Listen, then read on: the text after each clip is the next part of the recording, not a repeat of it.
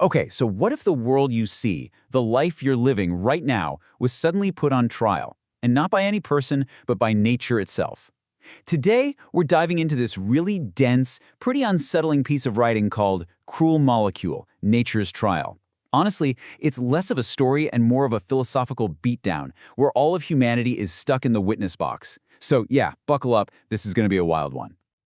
Right out of the gate, the text just lays it all out for us. Speaking through this creature, Lava Monster 2, it's telling us, look, the point here isn't to find some nice, comforting answer. Not at all. The whole idea is that the deeper you dig into these huge questions about existence, the more you realize you're not on solid ground. You're on trial, and maybe the only verdict is uncertainty itself. So this is the central idea, the whole premise we're working with. Forget everything you know about a courtroom. Imagine the rocks, the trees, the raw chaos of the universe suddenly found a voice and turned its full attention on you. This isn't something you just read about. In this piece, you are the one being judged. Let's just get our bearings here for a second. In this scenario, you're cast as the venturer, and you're basically the silent defendant.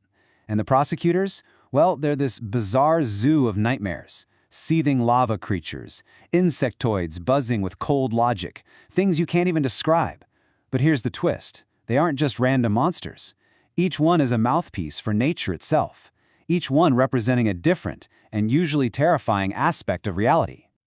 Okay, so the trial begins, and it starts by attacking the very foundation of who we think we are, our sense of purpose. The first charge leveled against us is that our lives, and really all of human existence, are governed by nothing more than just meaningless absolute chance. This quote from one of the lava monster's tentacles just cuts right to the heart of it. Are you special? Did you earn your spot in the universe? Or are you just the result of a cosmic lottery ticket that happened to hit while trillions of others just got thrown away?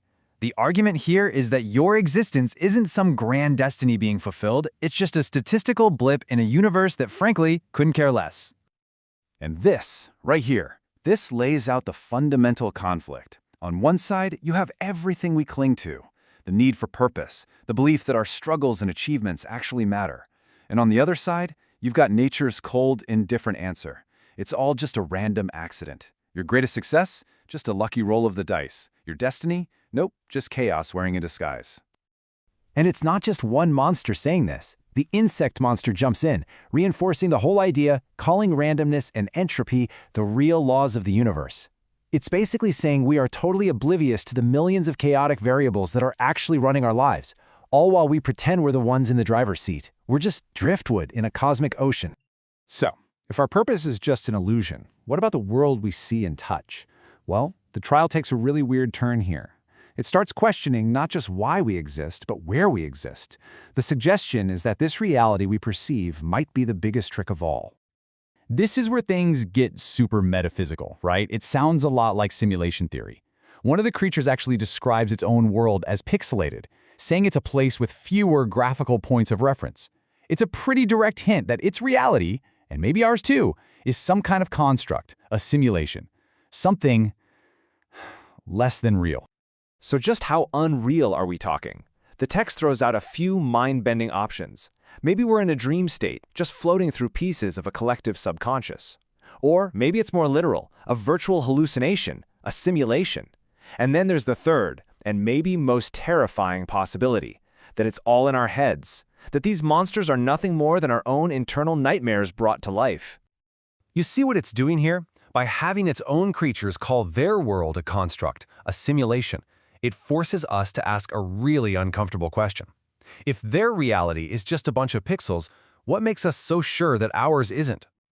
All right, if you thought that was rough, the trial now takes its most personal and devastating turn.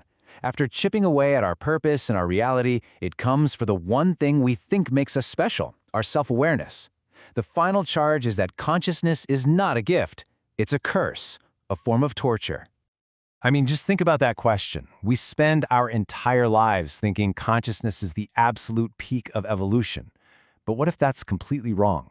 What if being aware of your own existence, especially in a universe that's random and maybe not even real, is the cruelest possible joke?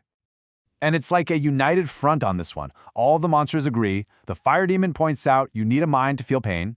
The evil mage says it just tricks you into thinking you have choices. The elemental monster claims it just traps you. And the dreadful monster sees it as a machine for making nightmares real. The consensus is clear. Consciousness is just a really efficient mechanism for suffering. And this is where the prosecution basically rests its case. It's the ultimate gut punch. We feel like we have free will, right? Like we're the authors of our own stories. But nature's argument is for total determinism, that every choice you think you're making was actually set in stone millions of years ago. And if that's true, then consciousness isn't your tool for freedom. It's just a light that lets you see the walls of your prison cell. So yeah, let that sink in. This is the brutal conclusion to their whole argument. The very thing we believe elevates us above everything else is actually what damns us to experience a painful existence that we have no control over. It's a chilling closing statement, to say the least. So where does this trial leave us? Well, there's no verdict. No final judgment is handed down. Instead, the whole thing ends not with an answer, but with one last intense round of questioning. And this time, it's aimed directly back at the venturer, which means it's aimed back at us. The Ripper monster just completely turns the tables. After hearing all of this, it asks, why do you even bother thinking about this stuff? Why seek out these painful, dark ideas? Why isn't just living in the moment, in the absolute subjective present, enough for you? It's a really sharp question about our own role in our own existential angst. And for the final blow, the warrior ogre comes after the one thing we might still be clinging to, hope. The text uses the word elpis, that's the Greek spirit of hope that was left in Pandora's box, and it asks if you've finally given up on it, or, more cuttingly, if you've finally given up on your delusions, those sweet, ineffectual dreams. Is hope really a virtue, or is it just the last illusion we refuse to let go of? And so, we end up exactly where we started, with that same haunting question. There's no neat little bow on this. The trial of nature never really ends. The point of this whole journey, it seems to suggest, isn't to arrive at some comfortable answer. It's to live inside the uncertainty, to keep grappling with the questions, and maybe, just maybe, to accept that the more you think you know, the less you really do.